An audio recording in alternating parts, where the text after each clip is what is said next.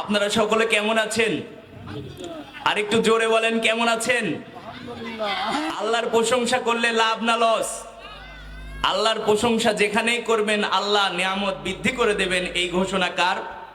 লা ইন শাকারতুম লা আযীদান্নাকুম ওয়া লা ইন কাফারতুম ইন্না আযাবি লাশাদীদ।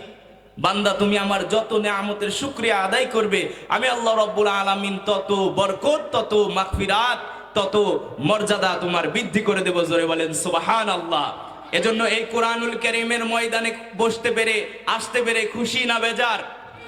খুশি হলে আল্লাহর নামের তাকবীর দিয়ে, একটা মুসলমানের ধ্বনি দিয়ে সেই দেখিয়ে দেন যে এই মুসলমানেরা গোটা বিশ্ব রাজত্ব করেছে, গোটা অর্ধেক পৃথিবী এই মুসলমানেরা রাজত্ব করেছে। সেই আল্লাহর নামে তাকবীর দেন, জোরে বলেন লিল্লাহে তাকবীর।